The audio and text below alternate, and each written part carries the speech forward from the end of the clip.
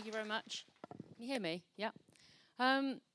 As John was saying, basically at the Audi Design Foundation, that is what we do. And about 6 months ago, I was looking at spending some of our reserves and creating a new project.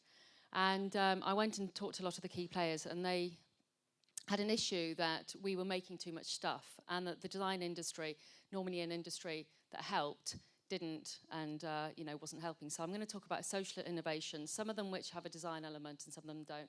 First one was computer for schools. This one is called Kiva, and Kiva is an online platform whereby you can fund a social entrepreneur. Sorry, you can fund an entrepreneur elsewhere. That's the alternative finance. Moving back to the UK, this is the Lewis Pound, which many of you may have heard of. And the Lewis Pound is a currency that can only be used internally within the Lewis community, but it actually binds together the social community there, and that's why that's interesting. This is an image, because we couldn't get a better image, and some of the images in this presentation aren't fantastic, but this is the Bank of Happiness, and this was set up in Estonia by internet gurus who got together, and this is an online trading post where you go online and you say, I can walk a dog, I can clean a flat, I can do these things, and you trade with people. This is bringing this back home. This is Spice, who I don't know if any of you have heard of in this room. Spice are a phenomenal credit-based system, which is around looking at people and public services. And what they've done is that they've increased citizen collaboration by between 100 to 325%. So it's actually getting people who are disenfranchised to start playing a part in their community. This is Vision Spring, which again gives glasses to people, but actually sets up people as entrepreneurs within their local communities. This is not a great picture, but I really, really love this. This is the Jaipur leg, and I love this slide because it says from sob to smile. But seriously, this social enterprise has given more prosthetic limbs to people in developing nations than any other company has. This is a wheelchair for Paralympians, which we fund, by a guy called David Constantine, Motivation, who I think was actually an ex-Brunel student who became a paraplegic about 20 years ago. And this will mean that people in developing nations can actually start to play at Olympic level. This is the World Bike. Bike designers internationally set together with business leaders, and they designed a bike which would enable people to get to and from places, but actually set out companies. So you can see this carries an enormously heavy load.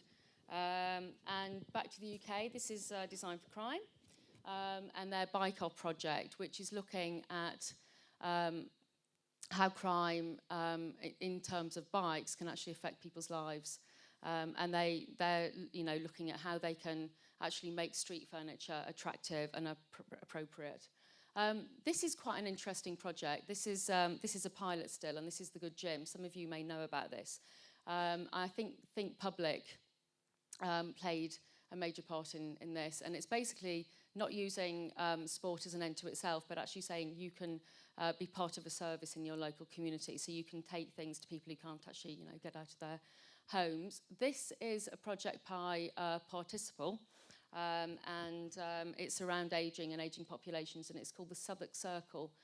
And it's got 150 individuals who are part of this, and it's about how they have social networking and they create social networking. And if we continue along the theme of ageing, this is a project that was made by a guy who's still a student at Kingston University.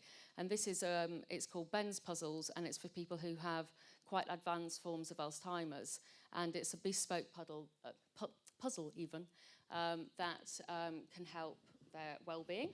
This is great. This is a sustainable dance floor, and it's part of a community. And the way that the exercise and the energy that you give off when you dance actually fuels this. So you make energy whilst you dance, but it's also an online community for people who want to have a low carbon life. So that's really fantastic. This is another of one of our projects, but this is won huge awards everywhere, and it's part of Innovation London as well. And Arctica, effectively, it has 10% of a conventional cooling system, and it uses a natural phase change material to do that, which will live for 25 years, and most cooling systems normally last for about 5 years, and they're very polluting.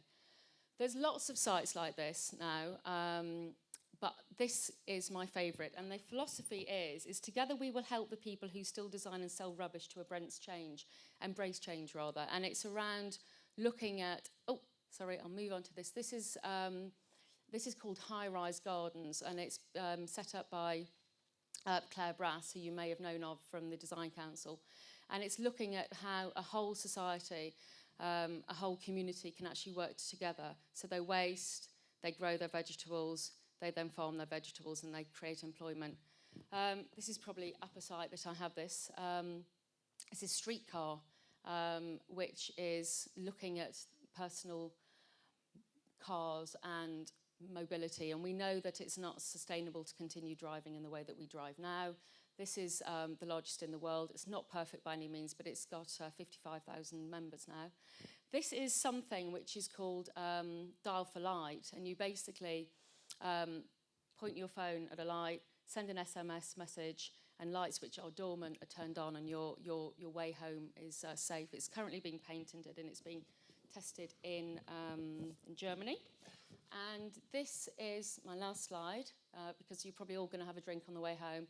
But this whole programme is a multi-organisational approach in Manchester, and it's seen violence and crime and ill health through drinking decline by around 30%. That's me.